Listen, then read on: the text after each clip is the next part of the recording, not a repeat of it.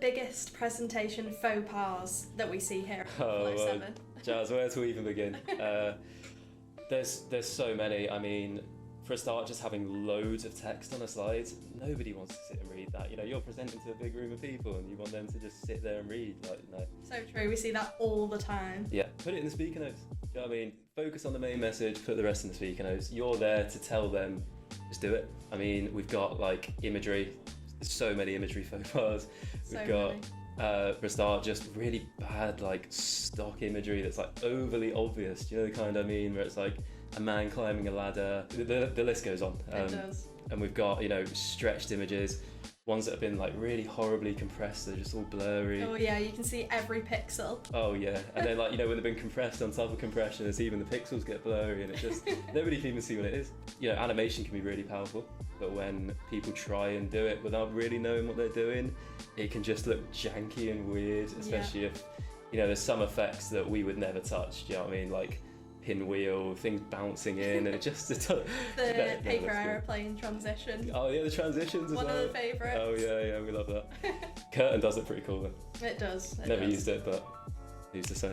I mean, we see also a lot of super established brands coming through the door that you just would not expect to have these seriously dull decks. I mean, they have a beautiful website, beautiful branding, anything that they put out, adverts, everything is been so tailored to them and it looks amazing. But then when they send through their pitch decks to us, it is like from a complete different place. It's shocking, isn't it? I mean, they're doing these massive pitches, like worth millions of pounds sometimes, and it's just like, what are you doing? Like, why are you showing people this? Like, it's crazy. You just don't expect that from these big brands, and when they come to us and they're losing business or whatever, it's like, well, yeah. It's just like, sometimes it feels like a lack of trust in their own brand as well, because like you can be a big company and then you go and show a presentation, you've got your logo in the corner of every slide. It's like, no, it should be obvious who you are, why you're there, what you're doing.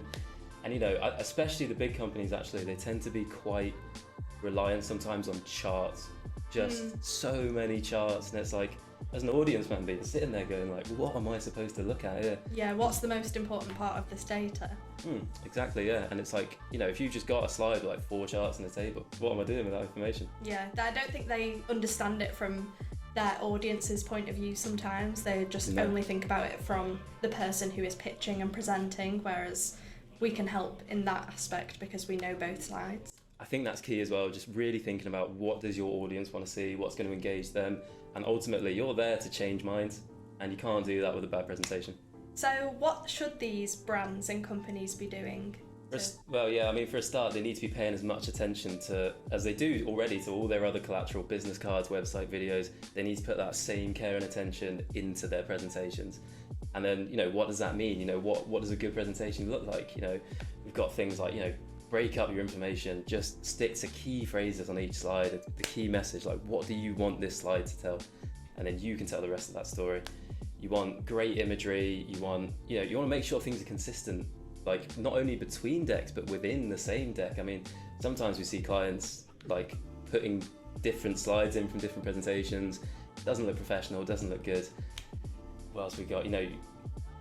Really smooth animation that really helps tell the story. I mean, we do like infographics all the time. How much better is it when you can tell the story through emotion? Yeah, chop it up, let the sort of story speak for itself in stages. It doesn't have to all come on at once and somebody digest every single bit of it. I mean, it's a thing in like TV and movies, show don't tell. Just show like, what are we trying to communicate here? And your audience is immediately just going to understand what you're talking about. So that's a great thing to do. Definitely, and like you say, sort of mixing up the visual storytelling, so you can use images, videos, just make sure they're tailored in the same style throughout your presentation. And I think it was sort of, you touched on storytelling there as well, and I think pitching to the right audience, they think they know how to speak to their audience, but I think pitching at the right level, in the right tone, is so important. Yeah, I think you're right. I think just storytelling and writing in general is so important. Really condensing down that message to like, what do they need to know? And not, sometimes people just, fall into the trap and go like, oh, I'll have a general presentation that works for everything. but it doesn't really work because it's all just too general and you're not focusing on like what does your audience need.